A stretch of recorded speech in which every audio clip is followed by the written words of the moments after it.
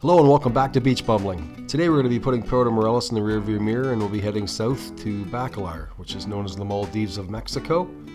If you haven't heard of it, don't feel too bad. We hadn't heard of it either until a couple years ago. We were watching travel vlogs, specifically William Towdeen, and he had gone here and we just knew immediately it's a place that we wanted to check out. So for this series, we're going to show you where we stayed, we're going to show you where we ate, and we'll take you along with us on some day trips and excursions that we did to fill the time.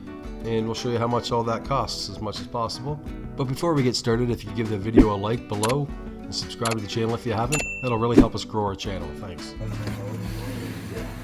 Alright, just got the Bacalar. It's late at night. This is our Airbnb. Not too bad. A lot of room. Full-size fridge. Stove. Blender. I make use of that. Oh, pots and pans, everything. Not too bad. And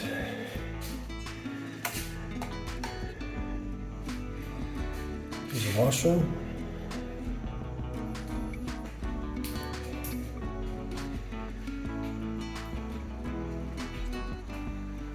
We got a smoking deal on this place. If you looked on Airbnb this week, it's empty 4 days after we are. They wanted over $200 a night, and we got it for 86 US. And that includes both places. So our friends have the other, it's a smaller place, but so we've got two dwellings for 86 bucks a night. We're right on the lagoon, and we'll show you some shots of that. Hopefully get some good sun in the next couple of days. That water will be super blue and different shades of blue, so I'm looking forward to showing you guys that. But yeah, this is I can't complain. This looks nice. No air conditioning, but we'll deal with that. It is Mexico. We got some fans in here, and I hear there's a really nice breeze coming in off the lake. So anyway, really looking forward to this vacation, and we'll bring you some more as we go. Some restaurants, the lake.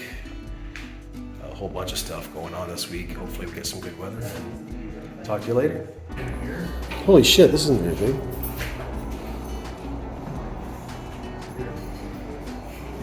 There's nice breezes, I hope so. Yeah, we got no air either. Yeah, no. I can see Al stubbing his toe here.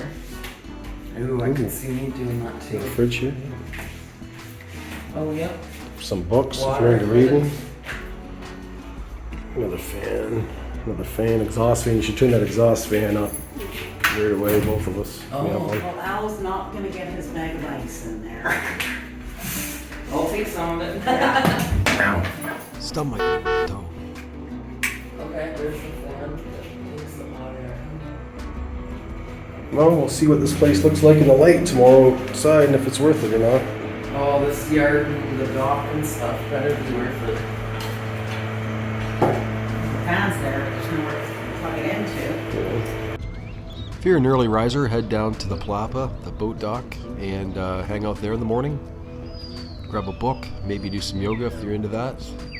Grab the kayak. It looks like glass there most mornings, so it's an easy paddle. With any luck, maybe you'll catch a sunrise. So I had that cost mixed up with Casa del Puerto and Puerto Morelos. So the correct cost for this Airbnb for 4 adults for 7 days was $1,054 Canadian, all in. And that was for 2 different houses or casas on the same property. It had a locked car gate between the property and the road. It had a carport, and you can see 2 bicycles there under the carport that we could have used all week. Both casas had a front porch with hammocks on them and a place to sit. The main casa had a large TV and a full-size fridge, which is not a guarantee in Mexico. There's lots of storage in the bedroom. Had a modest-sized bathroom with really cool tile work. The drinking water was supplied in the jugs like you see there in the picture, which is typical of Mexico.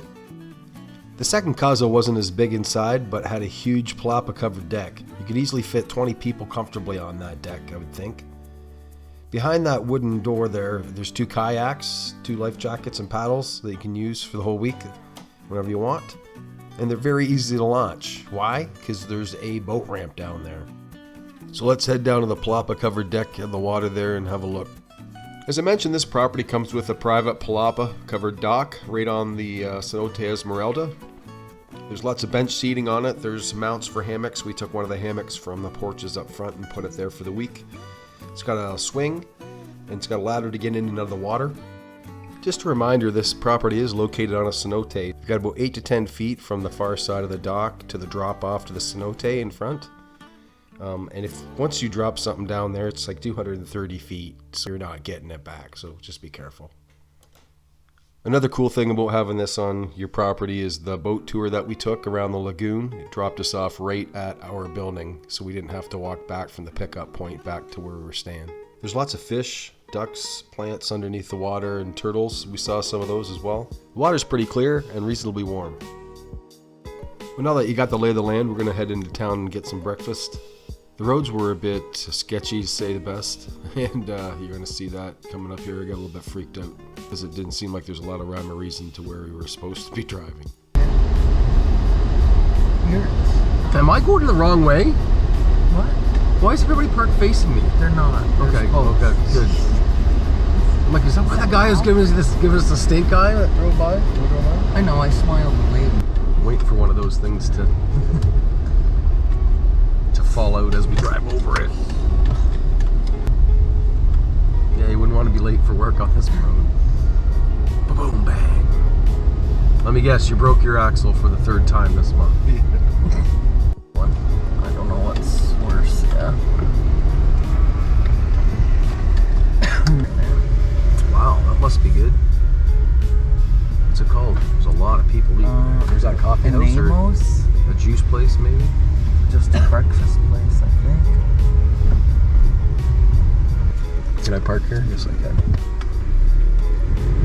Right by the power gym. Oh, what's the E with the line through me? Oh, it means I can't park here. I can park here. Cool. Thanks for pointing that out. Last thing we do is be towed. Or get a boot. They like to put the boots on here. If you caught our last Puerto Morelos video, you'll know that we like the street art in Mexico. If you haven't caught it, what the hell's wrong with you? Get that sucker on your watch list. Anyways, there's no shortage of art in Bacalar, all over the place, everywhere you look. It's not just all the paintings either. Some of the smaller details you'll see around the city on the houses and things like that. Something else you'll see a lot in Bacalar is stray dogs. There's quite a bit of them. We'll get into that a bit later. There's lots of nature in this town as well. Flowers everywhere, generally taken care of pretty well. You'll also stumble across a couple old cool places, and then like every place in Mexico, go find that sign, take your picture, and then it was off for breakfast at La Cabanita.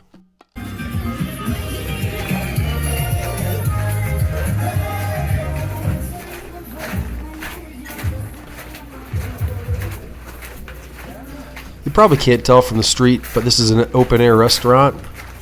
You'll walk through a little bamboo tunnel here kind of thing, and back to where the seating is. I really like the way that the place was decorated. They made really good smoothies here. For breakfast we had mango smoothies. Very good. And then this place lights up really well at night. We ate here for Valentine's Day. They offered us a free drink at a later time if we came back and tried their supper, so we used that on Valentine's Day. So on this day we had breakfast. You'll see the food that we had, with the chilaquiles that I had were really good. They also have carvings in the trees, and those balls you'll see up in the trees, they light up at night as well. So probably one of our favorite spots to eat the whole time we were in Bacalar. We came here multiple times, sometimes for smoothies with booze in them, but we had at least 2 or 3 meals here. 2 eggs, mushroom, ranchero sauce, double cheese You can tell by looking at this menu there were a lot of different options for breakfast. I went with the chilaquiles divorciados, which is basically tortilla chips with 2 kinds of sauces on them, with eggs as well.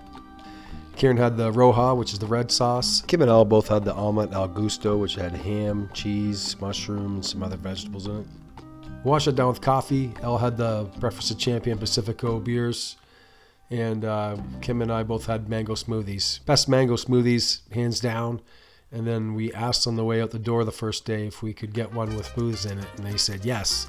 so that's a game changer, and we call those electric smoothies. Total cost for the meal for 4 adults was about 40 bucks Canadian, or 30 bucks US, or 570 pesos. Breakfast, that was a little bit more than we intended to spend on breakfast, but the food was on point, and those smoothies were the bomb. Just outside the entrance of the restaurant, there's a place you can get your picture taken with these wings. So we'd spend the bulk of the afternoon just walking around looking at things, just trying to figure out the town. Came across a place that rented bicycles and scooters. It was about 11 bucks a day for a bike, 21 bucks for a tandem bike, and 42 bucks for a scooter. It was Super Bowl week when we went, so in case you wondered, yes, you could have watched a Super Bowl there. Always keep looking around. There's always something interesting to see in Mexico. This may or may not be Buffalo Bill's van. Check out the awesome decorating on this bar. It's called the Ice Cream Bar. We stopped there for some cocktails one night. Kim and Al found this top shelf burger place. It's called La Burguesa del Pueblo. They stamped the name of the restaurant on the top of the bun. It's kind of cool. But anyway, these burgers are just as good as they're at home. And they range from about 150 to 195 pesos per burger. Al likes a good burger and he found one here. After the burger place, we went and tried some mesquites from a street vendor. We stopped at a street vendor and got, what's it called? Esquites. Esquites, which looks like a corn kind of soup.